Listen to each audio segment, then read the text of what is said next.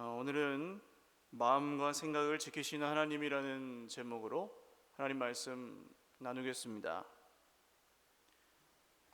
영어로 심장이 뭐죠? 하트입니다. 마음은 또 영어로 뭡니까? 그것도 하트입니다. 마음과 심장은 공통점도 있고 다른 점도 있는데요. 다른 점은 먼저 심장은 지금 우리 눈에 보이지는 않지만 어쨌든 우리가 어디 있는지는 알아요. 내 심장이 어디 있는지 한번 이렇게 한번 만져보십시오. 잘 뛰고 있는지 한번 점검해 보십시오. 잘 뛰고 있나요? 그럼 하나님께 한번 감사하겠습니다. 감사합니다, 하나님. 할렐루야. 네. 자, 근데 심장은 어디에 있는지는 아는데 마음은 어디에 있는지 모릅니다. 머리에 있을까요? 가슴에 있을까요? 뇌 속에 있을까요? 어느 공간에 있는지 알 수가 없습니다. 그런가 하면 같은 점도 있습니다. 우리는 심장을 마음대로 조종할 수 없습니다. 심장아 멈추어라 하면 큰일 나죠. 만약에 그래서 멈추면 눈은 우리가 깜빡거리고 싶을 때 깜빡거릴 수 있지만, 입은 벌리고 싶을 때 벌릴 수 있지만, 심장은 우리 마음대로 멈추게 하거나 뛰게 할 수 없습니다. 마음은요, 마음도 그렇습니다. 우리 마음의 주인이 우리인 것 같은데 우리는 종종 경험합니다. 우리의 마음의 주인이 우리가 아니라는 사실을. 그래서 우리 마음대로 마음이 움직여주지 않죠.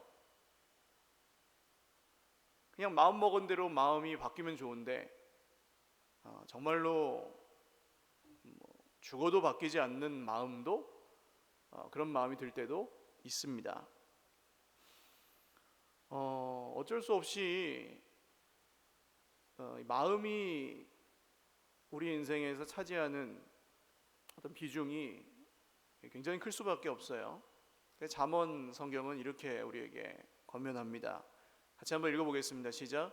모든 지킬 만한 것 중에 더욱 내 마음을 지키라. 생명의 근원이 이에서 남이니라. 아멘. 몸이 힘들어도 마음이 살아있으면 살 수 있습니다. 그런데 마음을 빼앗기고 마음이 힘들면 살아있어도 사는 게 아닌 것 같을 때가 많죠. 마음을 지키라는 이 주님의 말씀 앞에서 우리가 어떻게 반응해야 될지 오늘 한 4가지 정도로 말씀을 나누려고 하는데요. 첫 번째는 우리의 염려가 기도로 이어져야 한다는 것입니다. 보통 우리의 마음이 흔들리고 우리의 이 통제를 벗어날 때는 염려나 걱정거리가 찾아올 때입니다. 사람 때문이든 세상의 어떤 형편 때문이든 돈, 질병 이런 것들이 대표적인 예죠. 그런 염려가 우리 인생에 없을 수는 없습니다. 걱정하지 마라, 두려워하지 마라. 성경은 분명히 우리에게 말하지만 걱정하지 말아야지 한다고 걱정이 없어지는 것도 아니고, 마음을 좋게 먹어야지 한다고 마음이 좋아지는 것도 아닙니다. 아주 단순한 예로 우리는 서로 사랑해야 된다는 것을 알죠. 예수님은 예수님의 사랑으로 사랑하라고 하셨고 그 사랑은 원수까지 사랑할 수 있는 사랑입니다. 머리로는 우리가 그걸 다 알고 있지만 실제로 원수 같은 사람을 사랑하는 건 결코 간단한 일이 아닙니다. 마음이 우리 마음대로 안 움직인다고요. 그래서 오늘 바울 사도는 염려 대신에 다른 것을 하라고 권유합니다. 6절 말씀을 같이 읽겠습니다. 시작. 아무것도 염려하지 말고 다만 모든 일에 기도와 간구로 너희 구할 것을 감사함으로 하나님께 아뢰라. 아멘. 한번 따라하겠습니다. 염려 대신 기도하라. 할렐루야. 염려가 없어질 수는 없습니다. 그러나 염려하는 대신에 기도하는 것을 선택할 수 있습니다. 이 기도는 제한이 없습니다. 모든 일에 기도하라고 말합니다. 작은 일이나 큰 일이나, 할렐루야. 중요한 일이나 중요하지 않은 일이나 모두 기도의 제목입니다. 작은 건 내 맘대로 하고 큰 것만 하나님께 기도하는 것 아닙니다. 모든 것을 하나님께 기도하실 수 있기를 바랍니다. 요새 기도를 가르치는 많은 가르침들이 사실 우리가 조금 기도에 실수하고 있었던 부분들도 있죠. 그냥 단순히 내가 원하는 것을 달라고만 하는 기도는 하나님과의 인격적인 관계 속에서 드리는 기도가 아니기 때문에 좀 실수가 있을 수는 있습니다. 그러나 그래서 대표적인 예로 드는 게 급하게 어딜 가야 되는데 하나님 버스가 빨리 오게 해주세요, 이런 기도예요. 이런 기도가 잘못됐다고 가르치는데 저는 그렇지 않다고 생각해요. 그런 기도도 하십시오.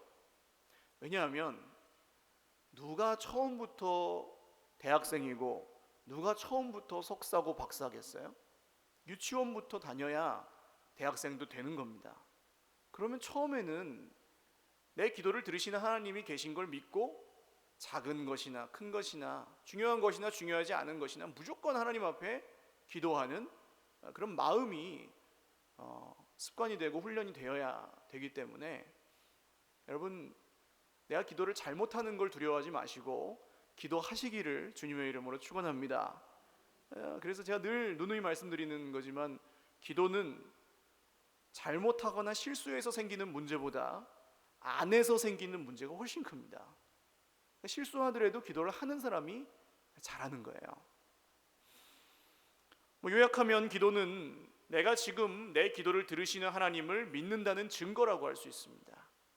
단순히 기도하는 행위 자체가 어떤 갖는 의미보다 그게 더 커요.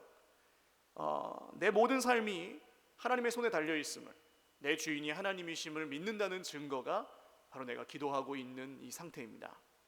기도는 우리가 하나님 앞에서 시험 보는 게 아닙니다. 하나님은 우리가 얼마나 기도를 유창하게 하는지를 보시지 않습니다. 얼마나 신학적으로 바르고 옳은지를 보시지 않습니다. 그러면 무엇을 먼저 보실까요? 염려가 우리의 마음을 빼앗아 가려고 할 때, 이 걱정이 우리의 생각을 뒤흔들려 놓을 때, 그럼에도 불구하고 내가 오늘 힘들지만 기도하고 있는지를 보십니다. 지금 사랑하는 여러분, 힘들지만 기도하고 계시면 하나님이 칭찬하시고 하나님이 바꾸어 주시는 줄 믿으시기를 바랍니다. 염려의 자리에서 그래서 꼭 기억하셔야 될 것이 있습니다. 염려거리, 걱정거리의 이름을 기도거리, 기도 제목으로 바꾸시기를 주님의 이름으로 축원합니다. 작은 염려라도 생겼을 때 그게 내 온 인생을, 마음을 장악하도록 놔두지 마시고 속히 기도에 무릎을 꿇으실 수 있기를 바랍니다. 혹시 마음이 힘들어서 기도가 잘 나오지 않으실 수 있습니다. 저도 그럴 때가 많아요.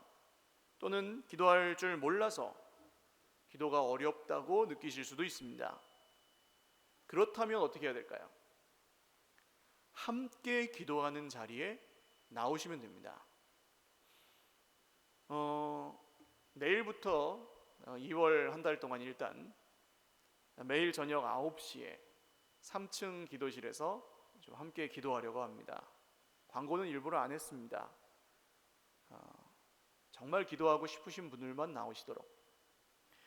걱정거리가 있는 분들, 내 힘으로 해결 안 되는 문제를 갖고 계신 분들 기도하러 나오십시오. 도저히 바뀌지 않는 마음이 내 힘으로 어떻게 되지 않는 분들 기도하러 오십시오. 그리고 혼자서 기도하기 어려운 분들도 나오십시오. 정말 우리 교회에 지금 기도가 필요하다고 생각하시는 분들은 모두 나오십시오. 정말로 지금 내게 또 우리 가정에 다른 것이 아닌 기도가 필요하다고 절감하시는 분들은 나오십시오. 물론 새벽에도 기도하지만 새벽 기도는 현실적으로 출근하시고 하셔서 못 하시는 분들에게 저녁에 함께 기도할 수 있는 시간을 좀 드리려고 해요. 함께 기도하면 훨씬 쉽습니다. 누가 나왔는지 안 나왔는지 생각할 것 없습니다. 핑계를 다 제거하려고 그래요. 몇 명이나 나왔는지 신경 안 쓰셔도 됩니다. 연락 안 할 겁니다. 기도하러 나오시라고. 소리를 내서 기도하셔도 되고 조용히 기도하셔도 됩니다. 설교하지 않겠습니다. 그냥 찬송 한 장 부르고 성경 한 장 읽고 기도만 할 겁니다. 그 모든 것에 상관없이 우리가 염려의 자리를 벗어나서 기도의 자리로 나아갔으면 좋겠습니다. 우리가 염려의 자리를 떠나 우리의 작은 의지를 들여서 기도의 자리로 나아갈 때 하나님이 어떤 일을 하시는지 경험하시기를 바랍니다. 생각보다 아주 쉽게 우리의 마음을 바꾸시고 우리의 문제가 풀리게 하실 것입니다. 물론 기도하고 계시겠지요. 여러분, 저녁 9시에도 나오기 힘든 분들은 그 시간을 기억하십시오. 지금 목사님이 그리고 우리 형제 자매들이 기도하고 있겠구나 하시고 그 시간에 계신 곳에서 잠자리에서 기도하시면 됩니다. 그리고 하나님이 하시는 일을 보셨으면 좋겠습니다. 기도의 능력을 믿으시고 염려의 자리를 떠나 기도의 자리로 나아가시기를 주님의 이름으로 축원합니다. 두 번째로 우리의 기도는 감사로 이어져야 됩니다. 다시 6절 말씀을 읽겠습니다. 시작. 아무것도 염려하지 말고 다만 모든 일에 기도와 간구로 너희 구할 것을 감사함으로 하나님께 아뢰라. 하나님 앞에 우리가 바라는 것을 감사함으로 아뢰라고 말합니다. 똑같이 아뢰일지라도 원망함과 불평함으로 아뢰일 수도 있습니다. 그러나 우리가 기도의 자리로 나아가면 하나님은 우리의 원망을 감사로 바꾸어 주실 것입니다. 왜 그렇습니까? 우리가 우리 인생에 잠깐만 멈춰서 생각해 보아도 깨달을 수 있습니다. 한국 사람은 멈추는 걸 잘 못해요. 필리핀이나 동남아에 가보면 모든 동남아 사람들이 아는 한국말이 있다고 그러잖아요. 뭡니까? 빨리빨리. 우리는 빨리빨리에 너무 익숙해져 있습니다. 내가 가만히 있으면 왠지 놀고 있는 것 같고 죄 짓는 것 같고 남보다 못난 것 같고 그래서 멈추지 못해요. 근데 여러분, 기도의 자리는 멈추는 자리입니다. 그리고 멈춰서 생각해 보면은 깨달을 수 있습니다. 하나님이 우리에게 주시지 않은 것보다 하나님이 우리에게 주신 것이 훨씬 많습니다. 할렐루야. 그리고 이 세상에서 우리가 아무것도 못 받을지라도 하나님이 예수 그리스도의 이름으로 우리에게 주신, 이미 허락하여 주신 구원은 세상 모든 것을 준다고 해도 바꿀 수 없는 하나님의 생명입니다. 할렐루야. 그래서 여러분, 우리가 믿음의 눈을 들어서 하나님 아버지를 바라보면 이 세상과 사람을 바라볼 때는 끊임없이 비교할 수밖에 없어요. 나보다 잘난 사람이 있고 언제나 나보다 더 많이 가진 사람이 있어요. 그러나 하나님을 바라보면 그것이 끝나고 그 모든 비교가 끝나고 아무리 많은 돈을 줘도 살 수 없는 예수 그리스도의 생명을 통해 우리에게 주신 구원이 우리에게 감격과 기쁨으로 다가오게 하실 줄로 믿습니다. 우리가 아무리 죄인이어도, 아무리 몸이 아픈 약한 사람이라도, 아무리 가진 것이 없고 가난할지라도 주님은 아무런 차별 없이 우리를 구원해 주셨습니다. 용납해 주셨습니다. 이 모습 이대로 받아 주셨습니다. 이게 기억이 나야 나도 남을 용납할 수 있는 거죠. 우리가 기도의 자리에서 날마다 이 사실을 기억할 때 세상과 나는 간 곳 없고, 할렐루야, 구속한 주만 보이게 되는 줄 믿으시기를 바랍니다. 그래서 이것이 나의 간증이고 이것이 나의 찬송이 되는 것입니다. 기도는 우리의 원망을 감사로 바꾸어 줄 것입니다. 복잡한 생각을 단순하게 정리해 줄 것입니다. 기도의 자리가 회복될 때 감사의 찬송도 회복되는 은혜가 저와 여러분에게 있으시기를 주님의 이름으로 축원합니다. 세 번째로, 감사는 평안으로 이어져야 합니다. 7절을 읽겠습니다. 시작. 그리하면 모든 지각에 뛰어난 하나님의 평강이 그리스도 예수 안에서 너희 마음과 생각을 지키시리라. 아멘. 염려가 기도로, 기도가 감사로 이어진 결과는 무엇입니까? 모든 것을 아시는 하나님의 평강이 우리의 생각을 뛰어넘고 우리의 헤아림을, 계산을 뛰어넘는 하나님의 평화가 그리스도 예수 안에서 우리의 마음과 생각을 지켜주십니다. 모든 지각에 뛰어나십니다. 하나님은 모르시는 게 없습니다. 내가 얼마나 힘든지를 아십니다. 내가 얼마나 아픈지도 아십니다. 내가 얼마나 억울한 일을 당했는지 아십니다. 내가 얼마나 참고 있는지도 아십니다. 사람이 알아주면 위로가 될 것 같지만 그렇지 않습니다. 이것도 끝이 없어요. 여러분, 사람이 또 알아주면 얼마나 알아주겠습니까? 우리는 보통 하나님께 기도하기 전에 사람에게 가서 말하고 또 사람에게 가서 도와달라고 하죠. 그러나 사람에게 가서 했던 말은 부메랑이 되어서 돌아오기 쉽습니다. 나에게는 죽을 만큼 힘든 문제인데 저 사람에게는 아닐 수 있거든요. 세상에서는 다 그렇습니다. 교회에서는 좀 다르죠. 사람에게 가서 도와달라고 하면 반드시 나중에 대가를 치르게 되어 있습니다. 사람을 의지해서 성공할 수 없어요. 사랑하는 여러분, 사람에게 먼저 가지 마시고 은혜의 하나님께 나아오시기를 주님의 이름으로 축원합니다. 그러면 하나님이 주시는 평화가 예수 그리스도 안에서 우리 마음과 생각을 지켜주실 것입니다. 이 말씀은 조금 이상하죠.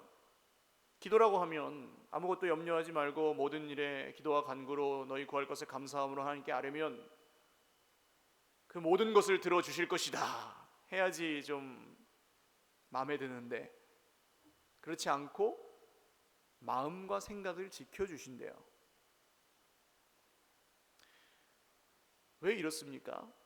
다 들어주신다고 약속을 해야 더 많이 믿을 것 같은데 왜 마음과 생각을 지켜주시는 게 우리 기도의 응답일까요?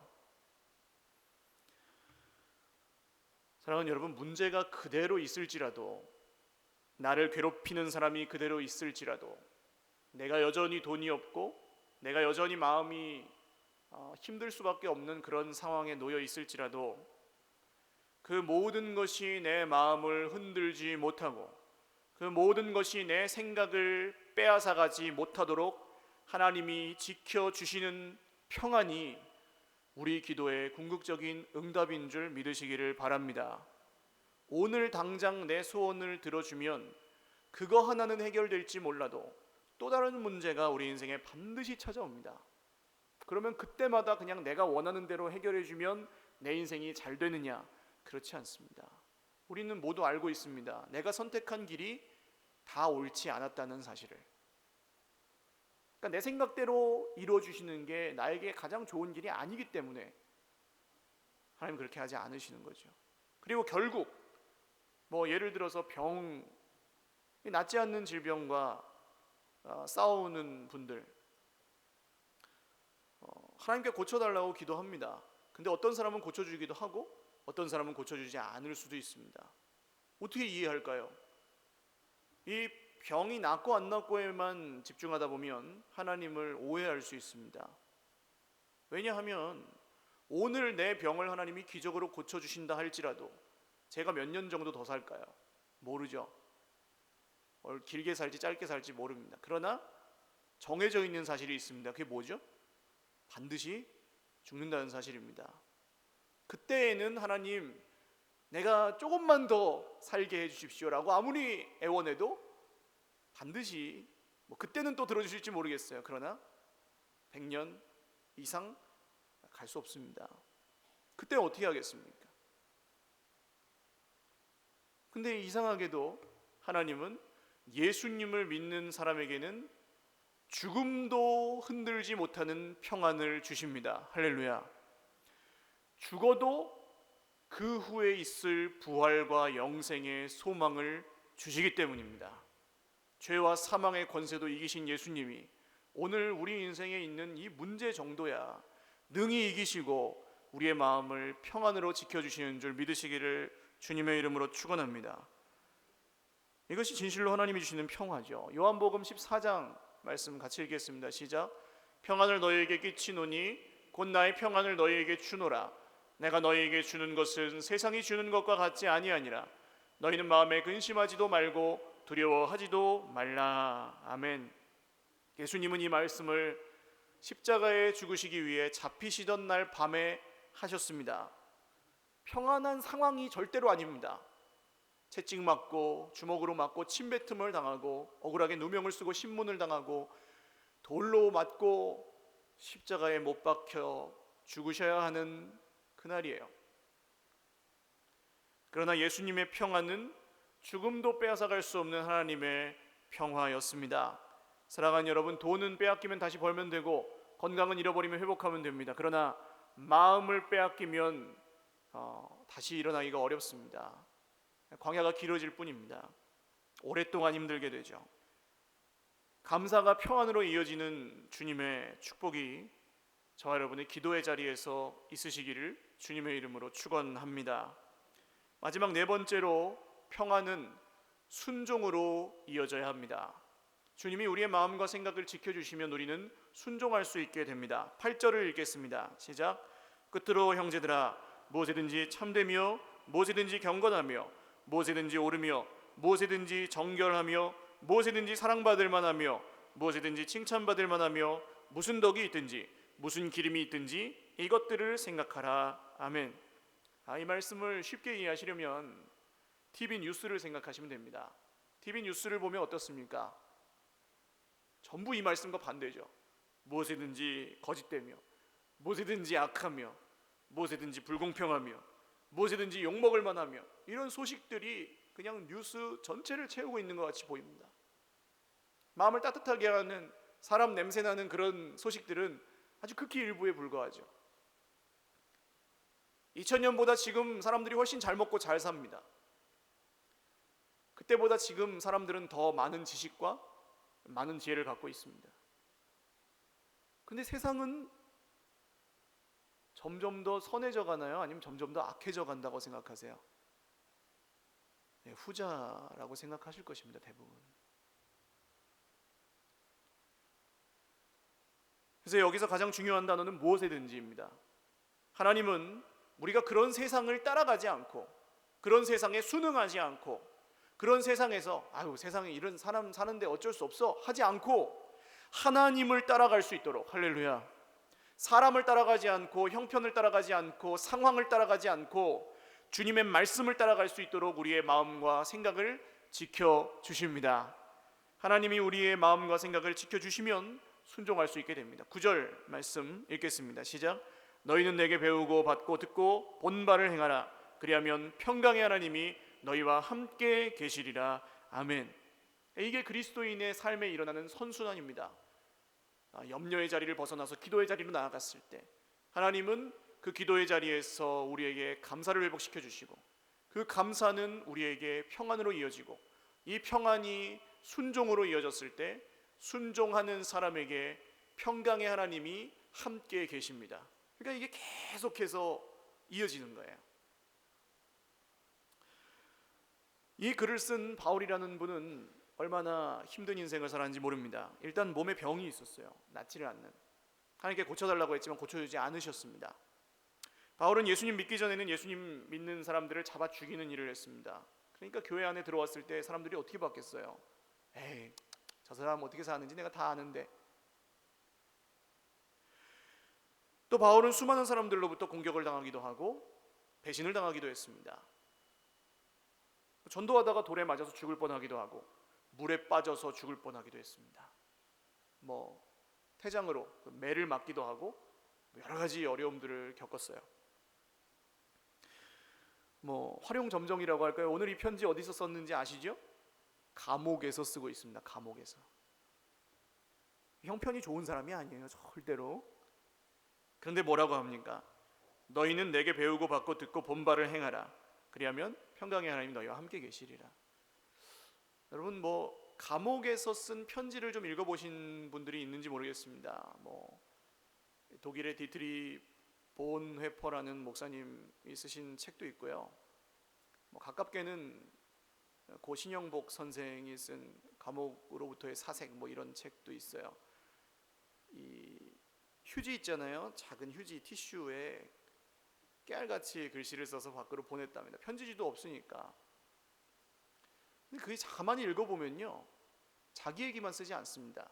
이상하게도 그 조그만 감옥에 갇혀있는 사람이, 그것도 이유가 있어서 갇혔다기보다는 억울하게 갇혀있는 분들이 자기 힘들고 자기가 뭐가 필요하고 이런 얘기를 쓰지 않아요. 밖에 있는 사람들에 대한 얘기를 쓰고 이 세상에 대한 얘기를 써요. 어떻게 그럴 수 있는지 참 신기했는데요, 읽으면서. 오늘 바울도 그렇습니다.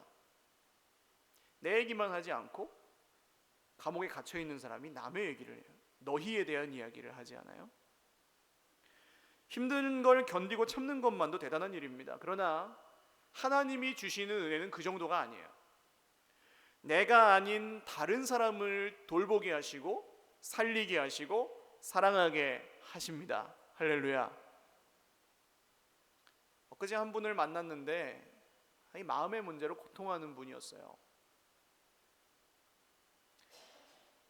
이 마음이 자기 뜻대로 이렇게 안 되면 그게 이제 우울증 초기 증상이라고 하더라고요. 막 이렇게 기쁘다가도 사람들하고 막 왁자지껄 떠들다가도 갑자기 그냥 확 가라앉아서 염려와 걱정이 막 확 붙들고 그런 거. 근데 그게 자기 마음대로 다시 기뻐지지 않아요. 걱정이 한번 들어오면 그 걱정들이 대부분 뭡니까? 먹고 사는 걱정, 노후 대책, 뭐 하고 살 건지, 이런 것들, 기본적인 다들 걱정하시는 것들이죠. 근데 여러분, 예수님을 잘 믿어서 이 선순환 속에 들어온 사람은 그런 걱정이 진짜로 없어지는 줄 믿으시기를 바랍니다. 왜냐하면 예수 믿는 사람에게는 죽을 때까지 할 일이 있습니다. 할렐루야. 그게 뭐예요? 영혼을 살리고 생명을 구원하는 일입니다. 사람을 세우고 사람을 돌보는 일입니다. 이것만큼은 누가 뭐라고 해도 예수 믿는 사람이 죽을 때까지 할 수 있는 일입니다. 내가 아닌 남을 돌보는 일이야. 돈이 많다고 하겠습니까? 시간이 많으면 해요? 아닙니다. 마음입니다. 마음. 그리고 사람은 돈으로 돌보는 게 아니고 시간으로 돌보는 게 아니고 뭘로 돌볼까요? 마음으로 돌봅니다. 그러니까 주님께 많이 받아서 갖고 있는 사람은 다른 사람을 줄 수 있는 거죠. 이걸 죽을 때까지 하면서 살면 됩니다. 먹고 사는 거는 염려하라 그러셨어요? 염려하지 말라 그러셨어요? 그래서 예수님이 가르쳐 주신 기도에 언제 우리에게 일용할 양식을 달라고 기도합니까? 오늘이요, 오늘. 할렐루야. 오늘 먹을 양식만 있으면 된다고요. 그리고 나머지는 주님이 하라고 하신 걸 하면서 살다가 부르시면 가면 돼요. 안 그러면 저는 억울할 것 같아요. 제가 만약에 돈을 한 100억쯤 벌었다. 근데 어느 날 갑자기 죽었습니다. 그러면 제가 다 써보지도 못하고, 제가 벌었는데 제가 다 써보지도 못하고 주면 억울한 거 아니에요? 그러나 오늘 일용할 양식에 만족하며 주님이 시키시는 일을 하다가 간다면, 그리고 마지막 날에 다시 살아나서 영원한 하나님의 나라에서 산다면, 여러분, 그것이 후회 없는 인생인 줄 믿으시기를 바랍니다. 이런 각박한 세상에서도 똑같이 우리가 힘들고 똑같이 억울하고 똑같이 눈물 흘리지만 남을 돌보면서 살 수 있는 사람들이 바로 예수 믿는 사람들이에요. 요한복음 13장 34절에 35절 같이 읽겠습니다. 시작. 새 계명을 너희에게 주노니 서로 사랑하라. 내가 너희를 사랑한 것 같이 너희도 서로 사랑하라. 너희가 서로 사랑하면 이로써 모든 사람이 너희가 내 제자인 줄 알리라. 아멘. 하나님이 우리의 마음과 생각을 지켜주셔야만 우리는 배우고 받고 듣고 본대로 순종하며 살아가며 살 수 있습니다. 내 자존심에 온 마음이 다가 있으면 남을 섬길 수 없습니다. 내게 상처를 준 사람의 말에 온 생각이 다가 있으면요, 하나님의 말씀을 들을 수 없습니다. 돈이 없는 문제에 온몸이 다가 있으면 돈이 없어서 죽는 게 아니라 계산만 하다가 하나님이 하시는 일은 보지 못하게 됩니다. 몸이 피곤하고 아픈 것에 온 생각이 가 있으면 정작 영혼의 호흡인 기도는 끊어지게 되어 있습니다. 사랑하는 여러분, 기도하고 계시겠지만 더욱 기도의 자리에서, 오직 기도의 자리에서 순종할 능력을 하늘로부터 공급받으시기를 주님의 이름으로 축원합니다. 바뀌지 않던 게 바뀌게 되시기를 바랍니다. 도저히 끊어지지 않던 것이 끊어지는 은혜의 역사가 있으시기를 바랍니다. 풀리지 않던 문제가 풀리는 은혜가 있으시기를 바랍니다. 열리지 않던 마음이 열리시기를 주님의 이름으로 축원합니다. 용서할 수 없는 사람을 용납하게 되는 은혜가 기도의 자리에서 있으시기를 주님의 이름으로 축원드립니다. 말씀을 맺겠습니다. 제가 이제 우리 교회에 온 지가 한 4년 반쯤 된 것 같아요. 처음부터 있었던 생각이 이제 상황 분석을 하니까요, 우리 교회가 건물이 굉장히 큽니다. 그리고 주중에는 거의 비어 있습니다. 주중 예배를 드리는 용도 외에는 양육하고 우리가 좀 서로 만나 교제하고 그런 것, 사무실 정도 외에는 안 쓰고 있어요. 그래서 어떻게 이 건물을 하나님의 뜻대로 좀 더 아름답게 쓸 수 있을까?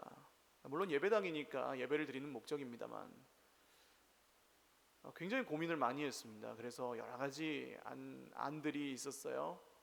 어린이 도서관, 지역 주민들을 위한, 그리고 모임 공간, 혹은 좀 차를 마실 수 있고 카페처럼 이용하실 수 있는, 편하게 이용하실 수 있는, 무료로 이용하실 수 있는 그런 공간, 뭐 아이들 놀이터, 뭐 여러 가지, 뭐 독서실, 별게 다 있었습니다. 근데 아무것도, 그 어느 것도 하나님이 하게 하시지 않았습니다. 하나님, 텅텅 비어 있는데 지역 주민들을 위해 좀 개방하고 예수님 안 믿는 사람들도 좀 편하게 와서 주님 집에서 좀 놀면 안 됩니까? 해도 된다. 그런데 내 집은 만민의 기도하는 집이라고 내가 먼저 이야기하지 않았느냐. 너는 건물이 비어 있는 것을 염려하지 말고 만민의 기도하는 집에 기도하는 나의 백성들이 없는 것을 염려해라. 네가 기도하는 사람이 아닌 것을 염려해라. 처음부터 일하려고 하지 마라. 기도 없이 아무리 열심히 해도 하나도 소용이 없다. 그때부터 지금까지 저는 기도의 숙제를 받고 있다고 생각합니다. 우리 교회가, 그리고 제가, 우리 모두가요. 그리고 새벽마다 감사하게도 10분, 15분 정도의 기도의 용사들이 교회가 아무리 힘들고 어려워도 그 자리를 지켜주셨습니다. 그래서 여기까지 왔죠. 앞으로는 어떻게 하실까요, 하나님이? 우리가 열심히 일을 하면 역사하실까요? 앞으로도 똑같습니다. 기도할 수밖에 없습니다, 우리는. 그리고 기도할 때 교회뿐만이 아니죠. 가정도, 우리의 인생도 기도할 때 하나님이 우리의 마음과 생각을 지켜주시고 우리의 인생을 책임져 주실 것입니다. 새로운 길은 우리가 열지 않았습니다. 주님이 열어주셔야만 갈 수 있습니다. 여러분, 만민의 기도하는 집을, 이 마음은 참 신기해요. 마음을 먹는다고 회복되는 게 아니라 오히려 몸이 회복되면 마음이 회복됩니다. 지난주에 나눈 말씀이었잖아요. 엘리야가 힘들어 지쳐 쓰러져서 하나님 죽여주세요 하고 있을 때 하나님이 와서 믿음이 없는 녀석 하지 않고 밥을 먹이고 잠을 재웁니다. 몸을 회복시키세요. 여러분, 마음이 안 좋아서 기도가 안 되는 문제는 어떻게 해결될까요? 몸을 기도하는 자리에 갖다 놓으면 해결됩니다. 억지로. 꾸역꾸역이라는 말이 적당할 것 같아요. 꾸역꾸역 예배의 자리로 나가고 꾸역꾸역 기도의 자리로 나아가면 하나님은 우리의 몸만이 아니라 우리의 마음을 회복시켜 주실 것입니다. 같이 기도하겠습니다. 하나님, 나도 어떻게 할 수 없는 내 마음을 주님이 주인이심을 인정하오니 주님이 지켜주시고 바꾸어 주시옵소서. 마땅히 생각해야 될 그 이상의 생각을 품지 않고 마땅히 가져야 될 주님의 마음을 가지지 않고 세상을 향하고 나의 욕심을 따르던 나의 모든 연약함을 긍휼히 여겨주시고 이제는 주님이 주시는 평강으로 내 마음이 넘치게 하여 주시옵소서. 말씀을 기억하며 기도하겠습니다.